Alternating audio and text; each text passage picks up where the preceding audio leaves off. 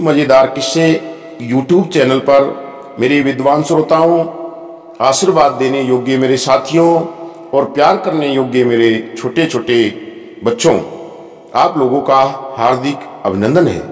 श्रोताओं, आज हम आप लोगों के लिए एक ऐसी सच्ची प्रेम कहानी लेकर आए होंगे। यदि आपने सुनी भी होगी तो ऐसी कहानी नहीं सुनी होगी जैसी आज हम आपको सुनाएंगे। सुनिए श्रोताओं, ये सच्ची प्रेम कहानी साबित करती है कि सच्चा प्यार ना कभी हारता है ना कभी झुकता है, वो हमेशा अमर रहता है। चाहे दुनिया कितना ही सितम ढा ले, आखिर में जीत प्यार की ही होती है। इन्हीं कहानियों में से आपको हीर रांझे की कहानी हम सुनाने जा रहे हैं। श्रोताओं सुनिए, ये हीर रांझे की कहानी पाकिस्तान से शुरू होती है। श्रोताओं, पाकिस्तान में एक चिनाब नदी के किनारे पर तख्त हजारा एक गांव था। मौजू चौधरी गांव का मुख्य जमींदार था। उसके 7 पुत्र थे और रांझा उन में सबसे छोटा था। रांझा का असली नाम ढीदो था और उसका उपनाम रांझा था, इसलिए उसे सभी रांझा कहकर बुलाते थे। रांझा सभी भाइयों में छोटा होने के कारण अपना पिता का बहुत लाडला था। रांझा के दूसरे भाई खेती में कड़ी मेहनत करते रहते और रांझा बांसुरी बजाता रहता था। रांझा को बांसुरी बजाने का बड़ा शौक था, जिस कारण उसके भाई रांझा से नफरत करते थे। श्रोताओं, रांझा को बचपन में ही खूबसूरती से बड़ा इश्क था। उसने अपने लिए सपनों में ही एक हसीना की तस्वीर गढ़ ली थी। रांझा बड़ा ही आशिक मिजाज था। 12 साल की उम्र में पिता का साया रांझा के सिर से उठ गया था और भाइयों से झगड़ा हो गया। अपने भाइयों से अलग होकर वह सारा दिन पेड़ों के नीचे बैठा रहता और अपने सपनों की शहजादी के बारे में सोचता करता था। एक बार एक पीर ने उससे पूछा, रांझे से तुम इतने दुखी क्यों हो? श्रोताओं, तब रांझा ने पीर को अपने द्वारा रचित प्रेम गीत सुनाई, जिसमें सपनों की शहजादी का उल्लेख था। पीर ने बताया कि तुम्हारे सपनों की शहजादी हीर के अलावा कोई और नहीं हो सकती। ये सुन रांझा अपनी हीर की तलाश में निकल पड़ा। श्रोताओं, एक रात रांझा ने एक मस्जिद में आश्रय लिया। अगली सुबह वो मस्जिद से रवाना हो गया और एक दूसरे गांव में पहुंचा जो हीर का गांव था। श्याल हीर एक श्याल जनजाति के संपन्न जाट परिवार से संबंध रखती थी और ये जगह अभी श्रोताओं पंजाब पाकिस्तान में है। पहली बार हीर को देखते ही रांझा समझ गया कि यही मेरी सपनों की शहजादी है। हीर बहुत सख्त दिमाग वाली लड़की थी। एक रात रांझा चुपके से हीर की नाव में सो गया।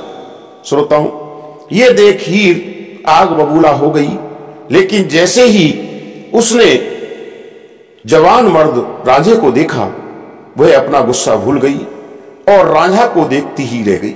श्रोताओं, रांझा खूबसूरती में भी कम नहीं था। तब रांझा ने उसे अपने सपनों की बात कही।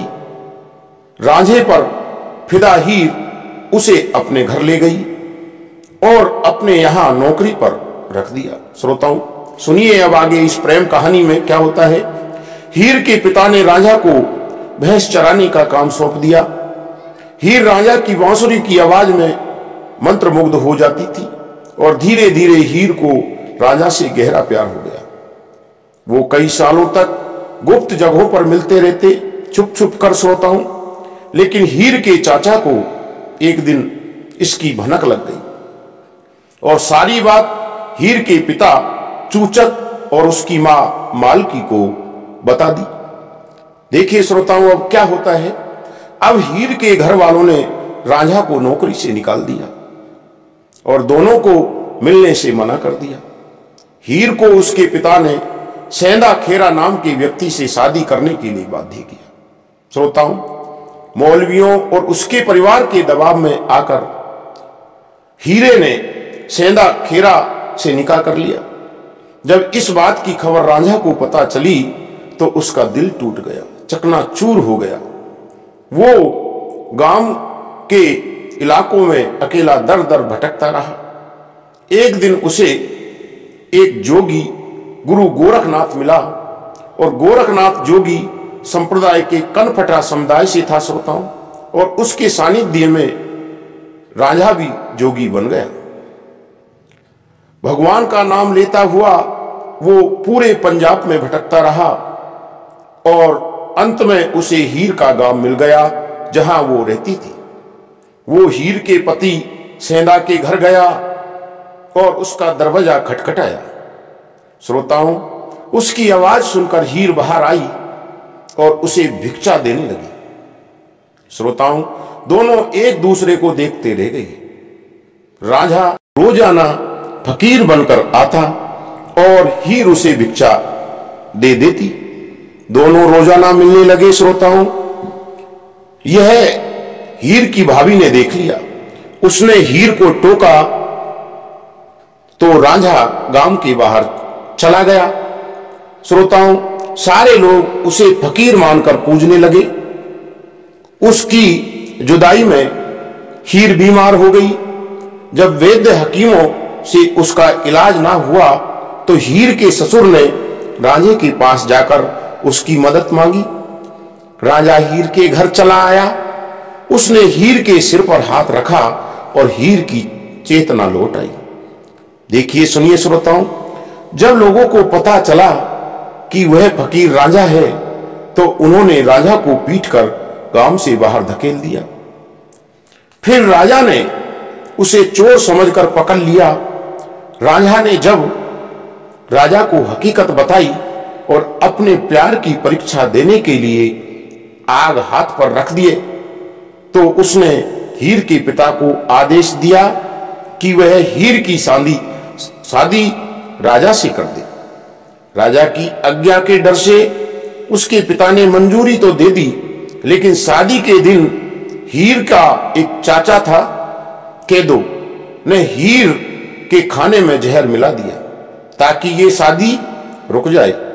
ये सूचना जैसे ही रांझा को मिली वो दौड़ता हुआ हीर के पास पहुंचा, लेकिन जब तक बहुत देर हो चुकी थी। श्रोताओं, हीर ने वो खाना खा लिया था जिसमें जहर मिला था और उसकी मौत हो गई।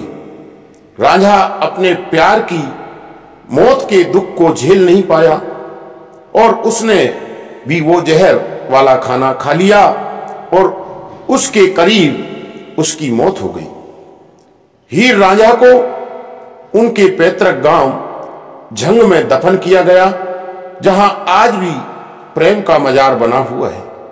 भले ही हीर मर गई, रांझा मर गया, लेकिन उनकी मोहब्बत श्रोताओं आज भी लोगों के दिलों में जिंदा है। हीर रांझा प्यार को कहते हैं श्रोताओं, शब्दों में बयां नहीं किया जा सकता और ना ही इसकी कोई परिभाषा है। इसे सिर्फ महसूस किया जा सकता है। ये तो एक ऐसा खूबसूरत एहसास है जो दो लोगों को बहुत गहराई में आपस में जोड़ता है। ये एक ऐसा बंधन है जो दो लोगों को की रूह को गहराई से बांध देता है। प्यार आसानी से किसी से हो तो सकता है पर आसानी से खत्म नहीं हो सकता। प्यार को सिर्फ वो लोग ही महसूस कर सकते हैं जो सच में किसी से सच्चा प्यार करते हैं। श्रोताओं, यदि आपको हमारी कहानी अच्छी लगी हो तो आपसे एक हमारी छोटी सी प्रार्थना है, निवेदन है, आप हमारे चैनल को सब्सक्राइब कर दें, लाइक करें, शेयर करें और नोटिफिकेशन के बटन को ऑन कर दें ताकि हर आने वाली वीडियो का नोटिफिकेशन सबसे पहले आपको मिल सके। धन्यवाद।